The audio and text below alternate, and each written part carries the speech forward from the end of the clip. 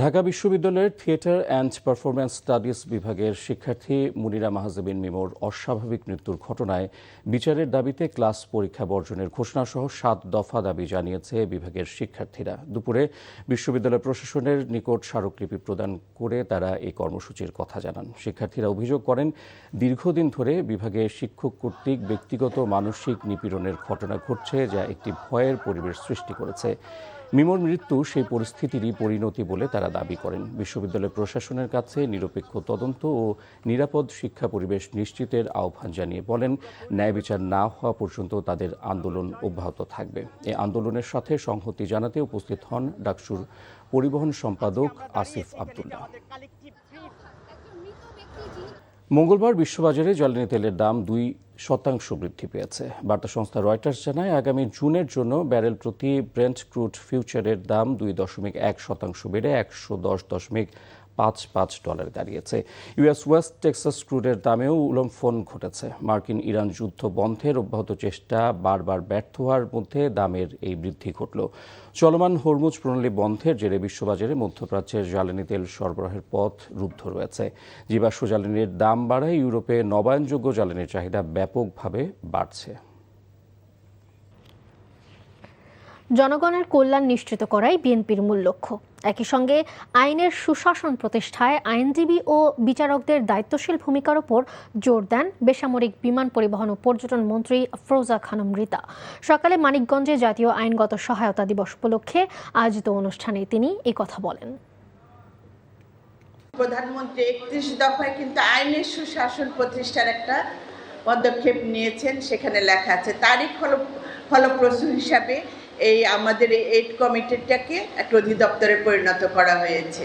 আজকে আমাদের আইনজীবীরা যে দায়িত্ব নিয়েছেন, জনগণের পাশে এসে দাঁড়িয়েছেন, আমি আমার আইনজীবী এবং বিচারকবৃন্দকে আমার দলের এবং ব্যক্তিগত পক্ষ থেকে ধন্যবাদ এবং কৃতজ্ঞতা জানাচ্ছি। গাজীপুরে মাদক বিরোধী বিশেষ অভিযানে 30 জনকে আটক করেছে পুলিশ। পুলিশ জানায়, গোপন সংবাদের ভিত্তিতে রাতে পুলিশের বিশেষ অভিযানে মাদক সংশ্লিষ্ট কর্মকাণ্ডে জড়িত থাকার অভিযোগে তাদের আটক করা হয়। আটককৃতদের টঙ্গী পূর্ব থানায় রাখা হয়েছে। এদিকে কুষ্টিয়ায় বিভিন্ন সময় চোরাচালানের দায়ে আটককৃত প্রায় 2.5 কোটি টাকা মূল্যের তামাকজাত পণ্য ধ্বংস করেছে কাস্টমস ও ভ্যাট বিভাগ। দুপুরে পৌরসভার ভাগাড়ে এই ধ্বংস কার্যক্রম চালানো হয়। সমুদ্রপথে পাচারকালে বিপুল পরিমাণ সিমেন্ট সহ 14 জন পাচারকারীকে আটক করেছে কোস্টগার্ড।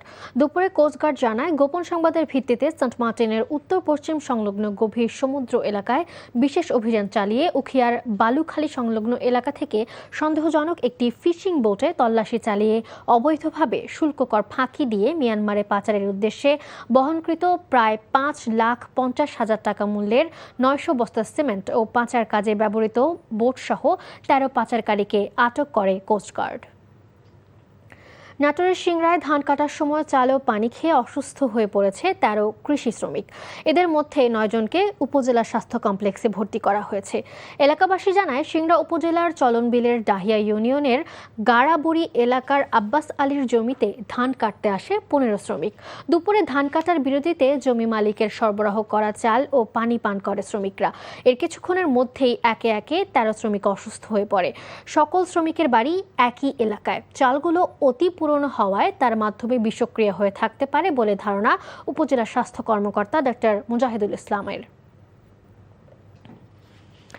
চট্টগ্রামে শুরু হয়েছে কলাবনতি একাডেমির শিক্ষার্থীদের অংশগ্রহণে 3 দিনব্যাপী 8ম যৌথ চিত্র প্রদর্শনী শুরু হয়েছে। অনুষ্ঠানে চট্টগ্রাম বিশ্ববিদ্যালয়ের চারুকলা ইনস্টিটিউটের সাবেক শিক্ষক অলোক রায়, আলিয়স ফ্রান্সেস চট্টগ্রামের উপপরিচালক doctor Gurupada Chakraborty, Chittagong multi channel সিএমসিলের ব্যবস্থাপনা পরিচালক নিজামুদ্দিন মাসুদ ও কলাবনতি একাডেমির পরিচালক কানাই লাল মজুমদার সহ বিশিষ্টজন বক্তব্য রাখেন। পরে অতিথিবৃন্দ চিত্র প্রদর্শনী ঘুরে দেখেন। প্রতিদিন বিকেল 4টা থেকে রাত 8টা পর্যন্ত এই চিত্র প্রদর্শনী চলবে। পারমাণবিক বিদ্যুৎ উৎপাদন যুগে প্রবেশ করল বাংলাদেশ। দেশের বৃহত্তম বিদ্যুৎ প্রকল্প রূপপুর পারমাণবিক বিদ্যুৎ কেন্দ্রের প্রথম ইউনিটে আজ থেকে জ্বালানি লোডিং শুরুর মাধ্যমে পরমাণু বিদ্যুৎ উৎপাদনের পথে আরও এক ধাপ এগিয়ে গেল দেশ। দুপুরে এর উদ্বোধন করে বিজ্ঞান ও প্রযুক্তি মন্ত্রী ফকির মাহবুব আনাম বলেছেন, দেশের জ্বালানি নিরাপত্তা নিশ্চিতের মাধ্যমে আত্মনির্ভরশীল বাংলাদেশ বিনির্মাণে এই কেন্দ্র ভূমিকা রাখবে। পাবনার ফজলুর রহমানকে সাথে নিয়ে রূপপুর থেকে আরও জানাচ্ছেন আরাফাত ইসলাম। ক্যামেরায় ছিলেন রাজু আহমেদ রুবেল।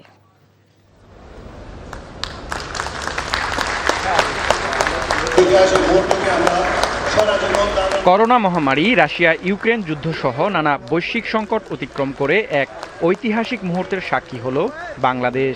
আনুষ্ঠানিকভাবে উদ্বোধন হলো পারমাণবিক বিদ্যুৎ কেন্দ্রের প্রথম ইউনিটের জ্বালানি লোডিং কার্যক্রম। মঙ্গলবার পাবনার রূপপুরে এই উদ্বোধনী অনুষ্ঠানের আয়োজন করা হয়। এ সময় ভিডিও বার্তায় আন্তর্জাতিক পরমাণু শক্তি কমিশনের মহাপরিচালক রাফায়েল গ্রাসি বলেন, এই বিদ্যুৎ কেন্দ্র দেশের অর্থনৈতিক উন্নয়নে বড় ভূমিকা রাখবে। New future opens for Bangladesh with clean energy, which will be essential for its economic development. আর বিজ্ঞান ও প্রযুক্তি মন্ত্রী ফকির মাহবুব আনাম বলেন, রূপপুর পারমাণবিক বিদ্যুৎ কেন্দ্র বাংলাদেশের জ্বালানি খাতে নতুন দিগন্তের উন্মোচন করল। এটি বাংলাদেশের প্রযুক্তিগত আত্মবিশ্বাসের একটা প্রতীক। এটি আমাদের তরুণ প্রজন্মকে নতুন স্বপ্ন দেখিয়েছে, নতুন স্বপ্ন, নতুন উদ্ভাবনে উদ্বুদ্ধ হয়ে এবং প্রমাণ করবে যে বাংলাদেশ বড় লক্ষ্য নির্ধারণ করতে, তা অর্জন করতে সক্ষম। আমি দৃঢ়ভাবে বিশ্বাস করি, রূপপুর পারমাণবিক বিদ্যুৎ কেন্দ্র আমাদের জ্বালানি নিরাপত্তা নিশ্চিত করবে। প্রকল্প সংশ্লিষ্টরা জানান, ধাপে ধাপে জ্বালানি লোডিং শেষে চলতি বছরের শেষ নাগাদ প্রথম ইউনিট থেকে পূর্ণ সক্ষমতার 1200 মেগাওয়াট বিদ্যুৎ জাতীয় গ্রিডে যুক্ত হবে। রূপপুর পারমাণবিক বিদ্যুৎ কেন্দ্রের প্রথম ইউনিটে জ্বালানি স্থাপনের মধ্য দিয়ে বিশ্বের 33তম পারমাণবিক ব্যবহারকারী দেশ হিসেবে আনুষ্ঠানিকভাবে পরমাণু বিদ্যুতের যুগে প্রবেশ করল বাংলাদেশ। আগস্টের প্রথম সপ্তাহে এই বিদ্যুৎ কেন্দ্র থেকেই জাতীয় গ্রিডে বিদ্যুৎ সরবরাহ শুরু হবে। এর মধ্য দিয়ে দেশের চলমান বিদ্যুৎ সংকট অনেকটাই নিরসন হবে, এমনটাই প্রত্যাশা প্রকল্প সংশ্লিষ্টদের। রূপপুর পারমাণবিক বিদ্যুৎ কেন্দ্র থেকে আরাফাত ইসলাম, এনটিভি নিউজ, ঈশ্বরদী, পাবনা। প্রধানমন্ত্রী তারেক রহমানের সঙ্গে সৌজন্য সাক্ষাৎ করেছেন রাশিয়ার রাষ্ট্রীয় পরমাণু শক্তি সংস্থা রোসাটমের মহাপরিচালক অ্যালেক্সি লিখাচেভ। সচিবালয় মন্ত্রিপরিষদ বিভাগে প্রধানমন্ত্রীর দপ্তরে এই সাক্ষাৎ অনুষ্ঠিত হয়। এ সময় পররাষ্ট্রমন্ত্রী ডক্টর খলিলুর রহমান, বিজ্ঞান ও প্রযুক্তি মন্ত্রণালয় এবং ডাক, টেলিযোগাযোগ ও তথ্য প্রযুক্তি বিষয়ক মন্ত্রী ফকির মাহবুব আনাম স্বপন, ডাক, টেলিযোগাযোগ ও তথ্য প্রযুক্তি মন্ত্রণালয় এবং বিজ্ঞান ও প্রযুক্তি মন্ত্রণালয়ের উপদেষ্টা হিসেবে রেহান আসিফ আসাদ এবং ঢাকায় নিযুক্ত রাশিয়ার রাষ্ট্রদূত আলেকজান্ডার গ্রিগোরিয়েভিচ খোজিন উপস্থিত ছিলেন। মুক্তিযোদ্ধার পরিবারে কেউ জামায়াত করতে পারেন না, কিশোরগঞ্জ 4 আসনের সংসদ সদস্য ফজলুর রহমানের এমন মন্তব্যে উত্তপ্ত হয়ে ওঠে জাতীয় সংসদ। এ সময় বিরোধী দলীয় নেতা ডাক্তার শফিকুর রহমান তার বক্তব্য এক্সপাঞ্জ করার আহ্বান জানিয়ে বলেন, রাজনৈতিক দল বেছে নেওয়া প্রত্যেকের সাংবিধানিক অধিকার।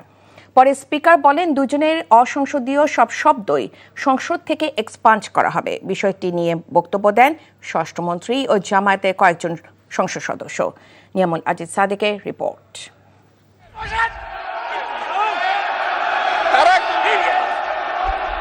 সংসদে হঠাৎই হট্টগোল মুক্তিযোদ্ধা ও জামায়াত ইস্যুতে। ফজলুর রহমান বলেন, জামায়াত আমিরকে সম্মান দিলেও তারা অসম্মানিত করে তাকে। বিরোধী দলের নেতা বলেন, উনাকে আমি অসম্মান করি না, সব সময় মাননীয় বলে কথা বলি, কিন্তু উনার দলের লোকজন এখানে বসে আছে, তারা আমাকে ফজা পাগলা বলে কথা বলে। উনি একদিন এটা বলেন।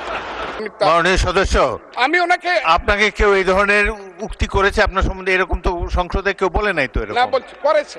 আপনি কেন নিজে টেনে? করেছে আছে এখানে উপস্থিত। আমি দ্বিতীয় দফার বক্তব্যে তিনি বলেন, মুক্তিযোদ্ধা পরিবারের সদস্য হয়ে জামায়াত করতে পারে না কেউ। বিরোধী দলের নেতা বলেছেন উনি মুক্তিযোদ্ধা পরিবারের লোক এবং উনি শহীদ পরিবারের লোক এবং উনি জামাত ইসলাম করেন। এটা ডাবল অপরাধ। মুক্তিযোদ্ধা পরিবারের লোক কেউ জামাত করতে পারে না। আর শহীদ পরিবারের লোক। এখন আমার মনে হচ্ছে আপনি নিরপেক্ষ নয়, আপনি শুধু জামাত ইসলামী আর মুসলমান আর ইসলামী আন্দোলনকে আঘাত করার জন্যই পার্লামেন্টে বক্তব্য রেখেছে। এরপরই হট্টগোল ও শোরগোল শুরু হয় সংসদে। স্পিকার সবাইকে শান্ত করতে নিজে দাঁড়িয়ে যান। বিরোধী দলের সদস্যদের শান্ত থাকার আহ্বান জানান তিনি। মাননীয় সদস্যবৃন্দ, এটি বাংলাদেশের জাতীয় সংসদ। এখানে প্রত্যেকেই নির্বাচিত হয়ে এসেছেন। প্রত্যেকেরই এখানে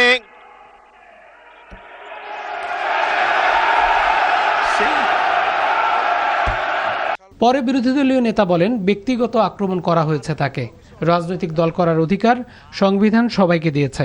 মুক্তিযুদ্ধে তার অবদান সবকিছুই বলেছেন, কিন্তু নিজের অবদান বলতে গিয়ে আরেকজনের অবদানের উপরে হাতুড়ি পিটানোর অধিকার কাউকে দেওয়া হয়। এটি আমার নাগরিক অধিকার। আমি কোন দল করব, কোন আদর্শ আমি অনুসরণ করব, এর উপর হস্তক্ষেপ করার ন্যূনতম কোনো অধিকার রাষ্ট্র কিংবা সংবিধান কাউকে দেয়নি। আমি এটার তীব্র নিন্দা জানাই।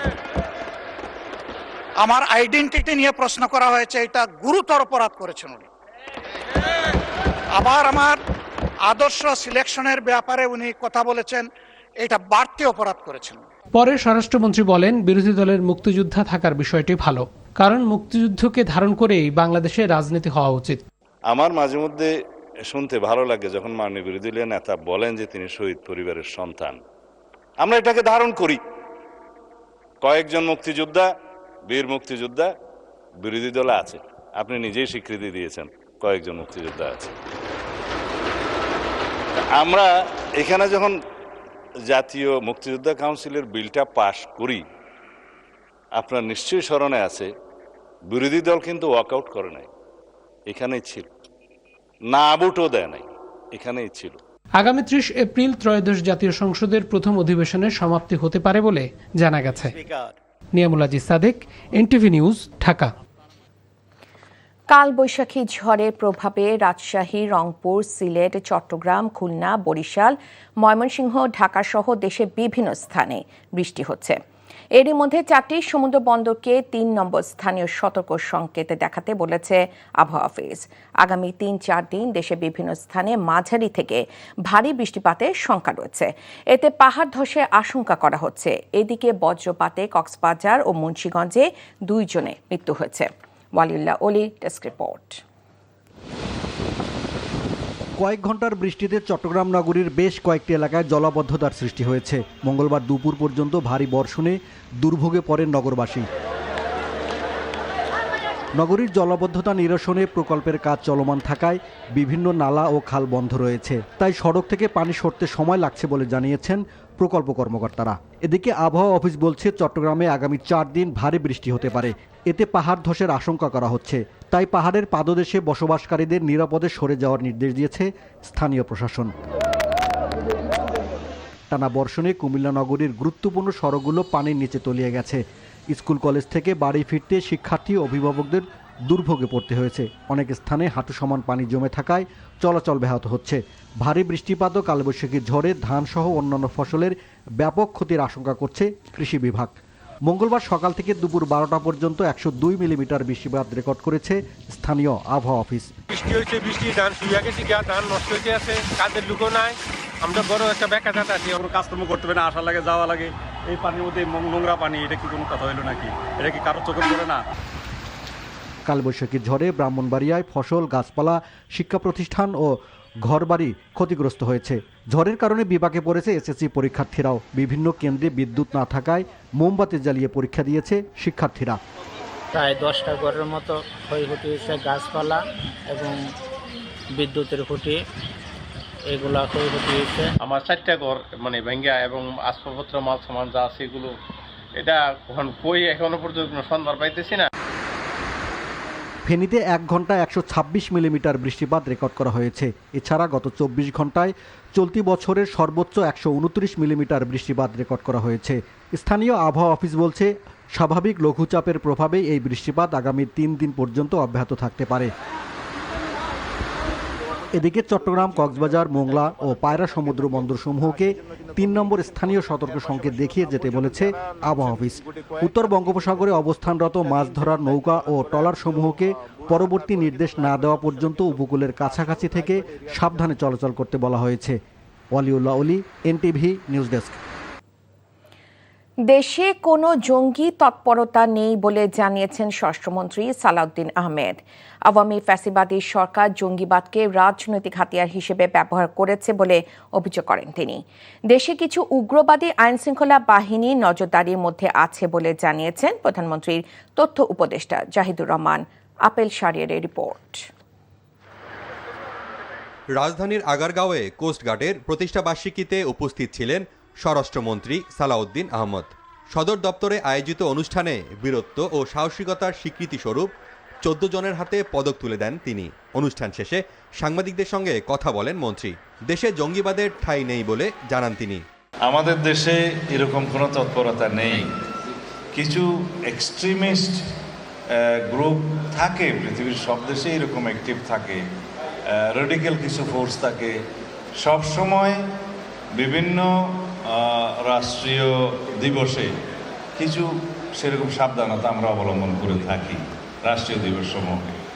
আর গুরুত্বপূর্ণ স্থাপনা যেগুলো কেপিআই বলে, কি পয়েন্ট ইনস্টলেশন, ওগুলোতে সবসময় আমরা আমাদের এসওপি মানে স্ট্যান্ডার্ড অপারেশনাল প্রসিজিওর অনুসারে আমরা সেগুলো গুরুত্ব সহকারে বিভিন্ন বাহিনীর সহায়তা নিয়ে থাকি।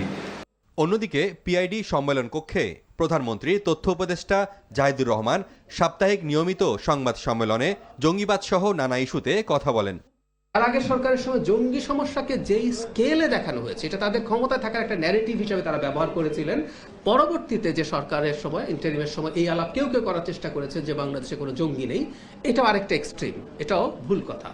বাংলাদেশে একটা পর্যায়ে মিলিটেন্সি জঙ্গিবাদ ছিল, আছে, সেটাকে আমরা আসলে কমব্যাট করতে চাই। গোয়েন্দা নজরদারি বাড়ানোর পাশাপাশি উগ্রবাদের অপতৎপরতা বন্ধে আইনশৃঙ্খলা বাহিনী কাজ করছে বলে জানান তিনি। Apple Shahriar, NTV news, Dhaka. ভূগর্ভস্থ পানি নয়, উপরের উৎস থেকে পানি সংগ্রহে নজর দেওয়ার তাগিদ দিয়েছেন স্থানীয় সরকার মন্ত্রী মির্জা ফখরুল ইসলাম আলমগীর। সকালে বিশ্ব পানি দিবস উপলক্ষে জনস্বাস্থ্য প্রকৌশল অধিদপ্তর আয়োজিত আলোচনায় অংশ নিয়ে একথা বলেন তিনি। মির্জা ফখরুল বলেন, নিরাপদ পানির সমস্যা কঠিন হয়ে দাঁড়িয়েছে এবং ঢাকায় এর সমস্যা অনেক বেশি। ডিপ টিউবওয়েলের উপর নির্ভরশীলতা মারাত্মক হুমকি উল্লেখ করে তিনি বলেন, ভূগর্ভস্থ পানি ব্যবহারের ঝুঁকি বাড়ছে রাজধানীতে। মির্জা ফখরুল বলেন, ঢাকার আশেপাশের নদীগুলোর পানি ব্যবহার বাড়াতে হবে। এ সময় বিশুদ্ধ ও নিরাপদ পানি সরবরাহ নিশ্চিতে সংশ্লিষ্টদের আরও সচেতন হওয়ার তাগিদ দেন এলজিআরডি মন্ত্রী। 2008 সালের পর 2026 সালে একটি বিশ্বাসযোগ্য নির্বাচন অনুষ্ঠিত হয়েছে, যেখানে ইঞ্জিনিয়ারিংয়ের কোনো অভিযোগ পাওয়া যায়নি বলে জানিয়েছেন ইউর নির্বাচন পর্যবেক্ষণ মিশনের প্রধান ইভার্স ইজাবস। এবারে নির্বাচনের মাধ্যমে কমিশনের ওপর জনগণের আস্থা ফিরে এসেছে বলেও মন্তব্য করেন তিনি। মঙ্গলবার রাজধানীর একটি হোটেলে বাংলাদেশের ত্রয়োদশ জাতীয় সংসদ নির্বাচনের চূড়ান্ত প্রতিবেদন প্রকাশ অনুষ্ঠানে তিনি এসব কথা বলেন। তিনি বলেন, 26 সালে ভোটের মাধ্যমে সুশাসন ও গণতন্ত্র প্রতিষ্ঠা হয়েছে। বিশেষ করে নির্বাচনকালীন নিরাপত্তা ব্যবস্থা যথেষ্ট ছিল। ফলাফল প্রাথমিক ও চূড়ান্তভাবে প্রকাশ নিয়ে কোনো অস্বচ্ছতার অভিযোগ ছিল না। তবে নির্বাচন সংশ্লিষ্ট আর্থিক স্বচ্ছতা নিশ্চিত করার জন্য সবাইকে আরও কাজ করতে হবে বলেও জানিয়েছেন তিনি।